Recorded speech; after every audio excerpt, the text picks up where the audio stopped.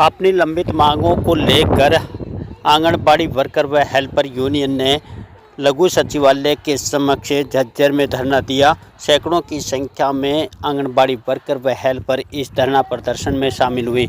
जमकर सरकार विरोधी नारेबाजी की गई और बाद में तहसीलदार झज्जर को एक ज्ञापन निर्मला सीतारमण, केंद्रीय वित्त मंत्री व हरियाणा के मुख्यमंत्री श्री नायब सिंह सैनी के नाम सौंपा गया। आइए देखिए इस धरने में किस प्रकार से आंगनबाड़ी वर्कर अपना आक्रोश व्यक्त कर रही हैं।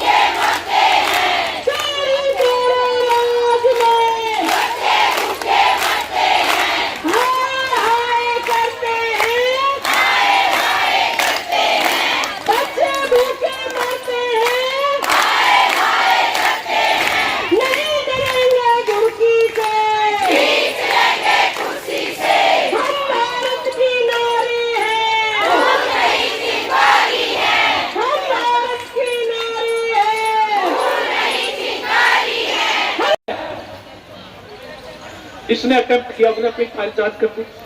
बताओ, तो ये है बीजेपी का चरित्र। वे बोलते हैं कितने इनके नेता फंसे हुए हैं, इनके अध्यक्ष तक नहीं है, वो इस्तीफा नहीं दे रहे, उनको हटा नहीं रहे, पुलिस में गिरफ्तार नहीं कर रहे, तो बेटियों की इज्जत कौन करेगा भाई? हर रोज महिलाओं के साथ क्या होने लग रहा है? 3 साल की बच्ची से लेकर 70 साल की बुजुर्ग तक सुरक्षित नहीं। हरियाणा के अंदर क्राइम के मामले में पूरे देश के अंदर आप देखोगे हर महिलाओं पे आंकड़े उठा के देख लेना गूगल में। हरियाणा में जो महिलाओं पर जो अपराध है, अपराध हमले जो हैं, सब है हरियाणा सबसे टॉप पे है। टॉप पे क्यों है? अपराधियों के हौसले बुलंद है। और वो जो बीजेपी का अध्यक्ष, उनके मंत्री, उनके सांसद वो फंसे हुए मिलेंगे और उनको सरकार के अंदर नहीं करेगी, आम अपराधी क्या करेगा? तो ये सरकार का जो आंकड़े कह रहे हैं बेटी बचाओ बेटी पढ़ाओ का, हरियाणा में जो भ्रूण हत्या के मामले और बढ़ गए। आप तो खुद इस डिपार्टमेंट से जुड़े हुए हैं। बेटियों को पैदा ही होने देना चाहते। क्यों? क्योंकि माहौल ऐसा है। कई गांव तो ऐसे हैं जहां पर 250, 300 लड़कियां हैं 1000 लड़कों के पीछे। ऐसे भी गांव है आपके झज्जर में भी और रोहतक में भी, ऐसे कई गांव का डाटा है। क्यों हो रहा है ऐसा? अगर नेचुरली बच्चे पैदा हो तो लड़कियां जो है, लड़के 1000 होते हैं तो लड़कियां 1006 होनी चाहिए। तो अपराध का तो वातावरण बना हुआ है पूरे हरियाणा के अंदर। एक स्टेट है जहां लड़कियां लड़कों से ज्यादा हैं, वो स्टेट है केरल, जहां पर ये CITU का लाल झंडा बुलंद है। सबसे बड़ी वहां पर सरकार भी लाल झंडे की है, लेकिन वहां क्यों है ऐसा? केरल के कानून में बना रखा है, लिख रखा है, कानून वहां पड़ा है, वहां की सरकारों ने लाल झंडे की। लड़का होता है लड़की, संपत्ति बराबर बटाएगी, किसी अदालत में जाने की जरूरत नहीं है। कोई भी वर्क कराएगी या कराएगी। नमस्कार जी, मेरा नाम उसने 3-4 दिन तो हमारा प्रदेश स्तरीय पूरा आज का हमारा धरना है। इसमें हमारी प्रमुख मांगे हैं, जैसे गुजरात सरकार ने वर्कर को 3रे दर्जे का और हेल्पर को 4थे दर्जे का कर्मचारी घोषित किया। वहाँ की कोर्ट ने हम ये चाहते कि हमारे हरियाणा सरकार भी इस कानून को और 1 साल से हर साल जैसे वर्कर से पदोन्नति होती है वर्कर, उसका पिछले 3-4 साल से कोई प्रमोशन नहीं किया जा रहा है। हमारे पास हेल्पर वर्कर की बहुत सारी कमी है, जिसके कारण हमारा काम बहुत प्रभावित हो रहा है और हम काम करने में असमर्थ हैं। तीसरी बात ये है कि जैसे हम एक दूसरे का एडिशनल काम जो भी वर्कर करते हैं उसके ऊपर काम का दबाव बहुत ज़्यादा रहता है, इसलिए ये हम ये कहना चाहते हैं कि जल्दी से जल्दी नई भर्ती की जाए और हमारा न्यूनतम वेतन 26,000 लागू किया जाए और जो यह हमें परमानेंट। तो आज जो ये प्रदर्शन किया जा रहा है पूरे हरियाणा के अंदर किया जा रहा है? पूरे हरियाणा में ये प्रदर्शन किया जा रहा है। पहले हमारे पास राशन आता था, उस राशन को देखते हुए सरकार ने हमें छोटे मोबाइल फोन दिए हैं।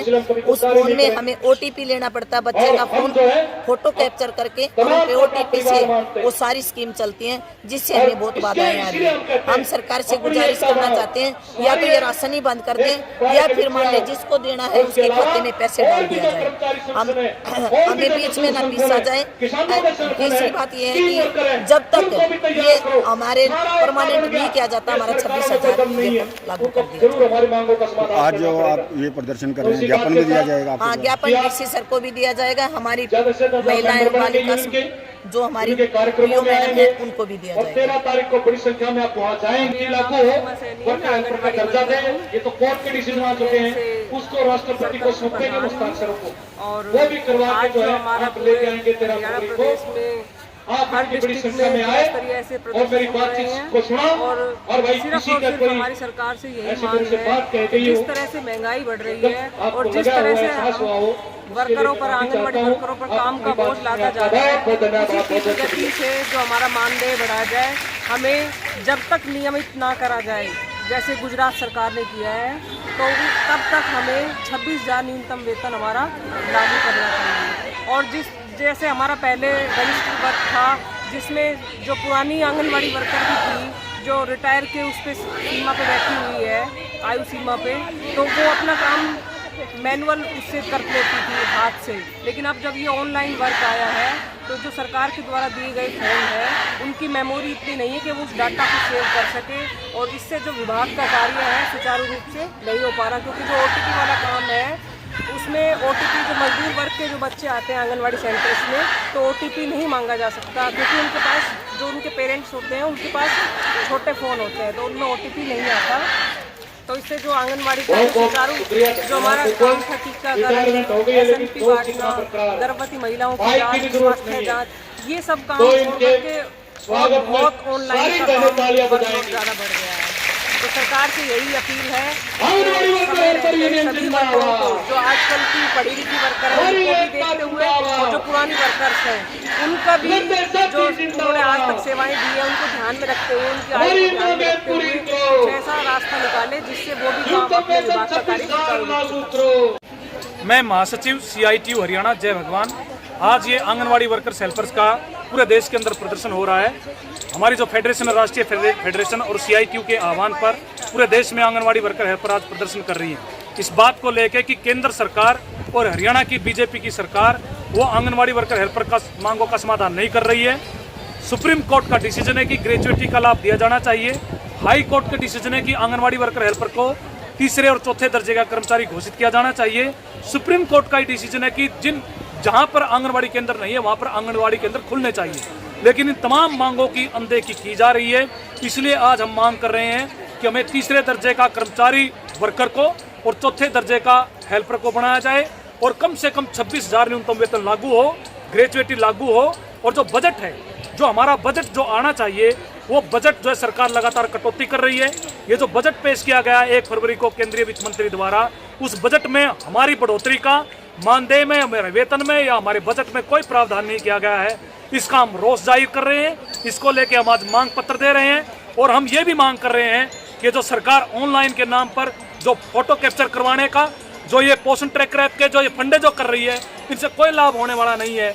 आप इसको बंद करके जो हमारे काम है उस काम का हमें उस काम के लिए व्यवस्था की जाए और उसके लिए पूरे वित्तीय प्रावधान किया जाना चाहिए। इस बात को लेके आज anganwadi workers helpers union Haryana संबंधित CITU रजिस्ट्रेशन नंबर 1442 आज ये आंदोलन कर रही है।